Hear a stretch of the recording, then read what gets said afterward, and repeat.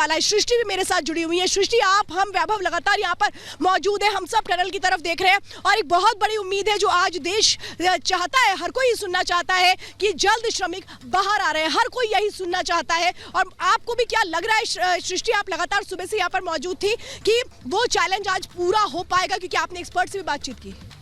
बिल्कुल श्वेता, देखिए ये टाइमलाइन सबसे बड़ी बात है। टाइमलाइन का को डिस्क्राइब करना कि आखिरकार कितना समय लगेगा, ये एक्सपर्ट्स भी बार बार कह रहे हैं कि हमें इसकी कोई जानकारी, अभी हम एस्टिमेट टाइम आपको बता नहीं सकते हैं। और पिछले 12 दिनों से लगातार एक एक अपडेट हम पहुंचा रहे हैं कि क्या स्थिति है टनल के भीतर। और आज ये 12वां दिन है। 12वें दिन उम्मीद की जा रही थी कि मजदूर बाहर निकलेंगे, लेकिन अभी भी जो है कुछ हर्डल्स हैं जिन्हें क्रॉस करने की कोशिश की जा रही है। लेकिन मुख्यमंत्री धामी लगातार नजर बनाए हुए हैं, मौके पर पहुंच चुके हैं टनल के भीतर। इस वक्त मुख्यमंत्री पहुंचे हुए हैं और मुख्यमंत्री की ओर से जब वो यहां पहुंचे तो ये बयान भी दिया गया कि 45 मीटर तक की जो ड्रिलिंग है वो हो चुकी है और आगे का काम लगातार जारी है और कोशिश पूरी है कि आज देर शाम तक मजदूरों को सकुशलता के साथ बाहर निकाल लिया जाए, क्योंकि 12 दिन का एक लंबा समय होता है जिस वजह से वो अंदर फंसे हुए हैं। उस वजह को खत्म करना, यानी कि मलबे को चीरते हुए जो पाइप ड्रिल करके डाली जा रही है उस माध्यम से मजदूरों को बाहर निकालना, ये एक बड़ा चैलेंज रहा है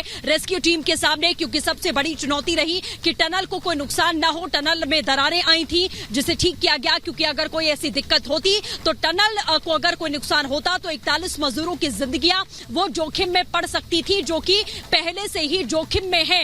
इसी वजह से कोशिश बहुत धीरे धीरे अब की जा रही है, क्योंकि ये रेस्क्यू अब आखिरी चरण में है। क्या कुछ कहा गया है मुख्यमंत्री की ओर से जब वो उत्तरकाशी सिलक्यारा टनल के पास पहुंचे, एक बार आप सुनिए।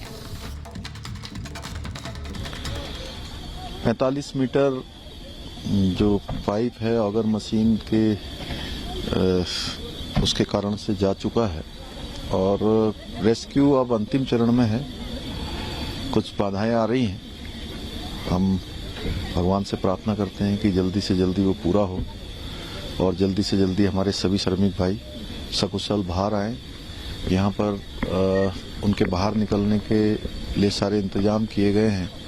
एम्बुलेंस तैयार है, अस्पताल भी पूरी तरह से उनके इलाज के लिए और जो भी चेकअप वगैरह होने हैं वो सब हम लोग कर रहे हैं।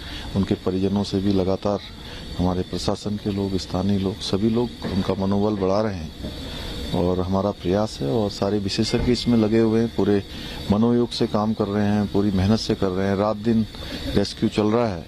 माननीय प्रधानमंत्री जी प्रत्येक दिन इसका अपडेट लेते हैं, पूरी जानकारी लेते हैं और लगातार चिंता करते हैं कि जल्दी से जल्दी वो भी कि सभी लोग सकुशल बाहर आए।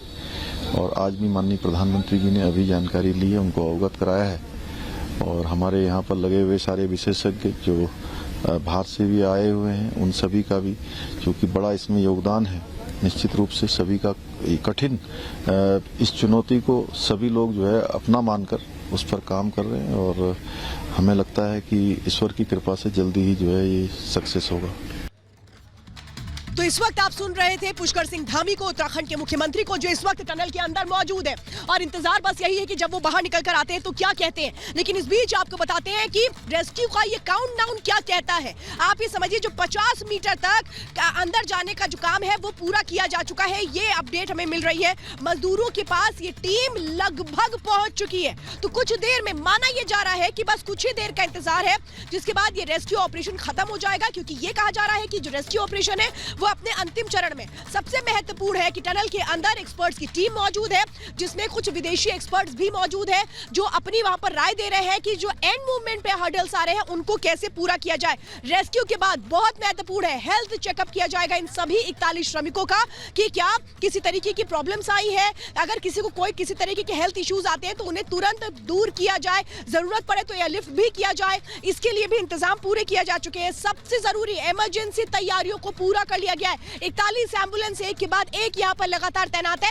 यानी हर श्रमिक के लिए एक एम्बुलेंस अलॉट की गई है, क्योंकि किसी तरह की कोई देरी ना हो, जल्द से जल्द हेल्थ इश्यूज को भी पूरा कर लिया जाए। अस्पताल में खास तौर पे स्पेशल वार्ड्स के भी अरेंजमेंट्स किए गए हैं। जरूरत पड़ने पर एयरलिफ्ट किया जा सकता है, ये माना जा रहा है। पहले हेल्थ चेकअप यहाँ पर इस टनल के अंदर किया जाएगा। इस टनल के अंदर हेल्थ चेकअप करने के बाद फिर जो टीम है वो इन श्रमिकों को अस्पताल लेकर के जाएगी। हेल्थ चेकअप सबसे पहले जो इनिशियल हेल्थ चेकअप होगा वो इस टनल के अंदर किया जाएगा, जब इन श्रमिकों को बाहर लेकर के आया जाएगा।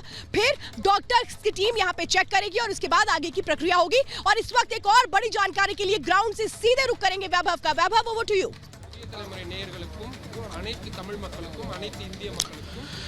श्वेता, बिल्कुल रेस्क्यू ऑपरेशन अपने अंतिम चरण में है और आज 12वां दिन है।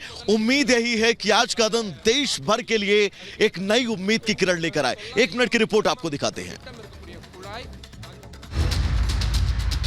उत्तरकाशी में रेस्क्यू टीम मजदूरों के बेहद करीब पहुंच चुकी है, क्योंकि ड्रिलिंग का काम अब अपने बेहद नजदीकी स्तर पर है।